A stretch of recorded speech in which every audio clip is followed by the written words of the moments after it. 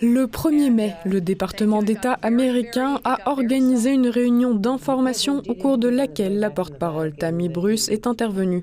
Au cours de cet événement, de nombreuses questions importantes ont été soulevées, principalement concernant l'Ukraine, le récent accord américano-ukrainien sur les minerais et bien sûr la question de la résolution du conflit russo-ukrainien.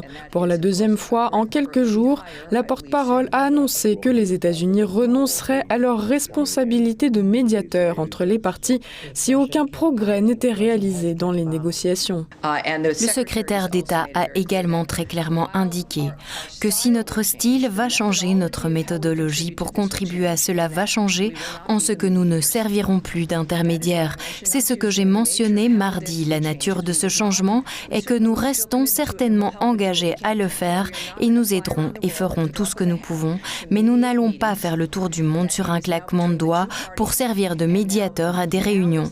C'est aux deux parties maintenant, le moment est venu pour elles de présenter et d'élaborer des idées concrètes sur la façon de mettre fin à ce conflit. Cela va dépendre d'elles-mêmes. Vance a également déclaré qu'il n'y aurait pas de véritable progrès dans les négociations sans un dialogue direct entre les parties au conflit. Selon lui, les États-Unis prennent toutes les mesures possibles en tant que pays médiateur, mais le dernier mot appartient à la Russie et l'Ukraine. Rappelons que le 30 avril, le vice-président américain avait déclaré que les États-Unis prévoyaient d'organiser des discussions directes entre les parties dans un délai de 100 jours. Au cours des dernières semaines, chaque partie a présenté sa proposition de paix. Les Ukrainiens l'ont fait, ainsi que les Russes, et je crois que la question est de savoir si nous pouvons vraiment trouver un terrain d'entente pour ces deux parties afin de mettre fin au conflit. C'est à elles de faire le dernier pas. Nous les avons poussés à parler, nous les avons amenés à faire des propositions de paix. Nous avons conclu l'accord sur les minéraux. Je crois que nous sommes arrivés à un stade où ils doivent dire « Nous devons cesser les combats. Cela suffit de perdre des milliers et des milliers de jeunes gens. Cela doit finir. » Mais seule la Russie et l'Ukraine peuvent prendre cette décision. La Russie a déclaré à plusieurs reprises qu'elle était prête à négocier et à trouver une solution appropriée pour mettre fin au conflit, ce qui commence à être remarqué par l'Occident si l'on en croit les renseignements occidentaux publiés par CNN. Selon ces informations, Moscou est prêt pour un éventuel accord de paix.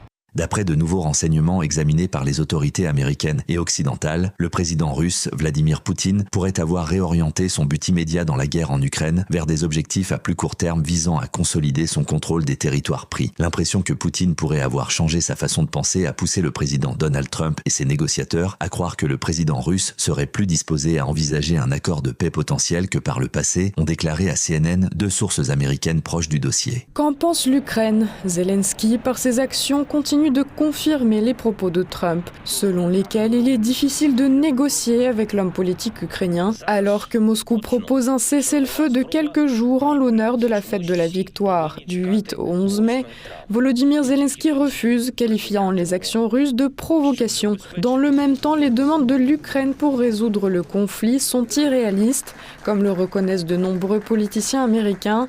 Adhésion à l'OTAN, aucune limite à la militarisation et bien sûr restitution de tous les territoires. Le secrétaire d'État américain Marco Rubio a affirmé que cela était impossible.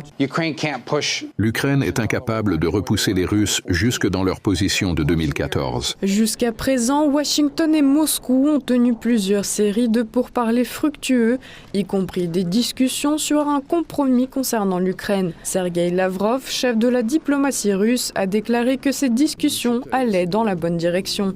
Le 29 avril, Lavrov a également souligné que l'initiative de paix de la Russie, un cessez-le-feu de quelques jours, était en fait le début de négociations directes sans conditions préalables. Mais à l'heure actuelle, l'Ukraine dispose toujours d'une loi interdisant de négocier directement avec la Russie.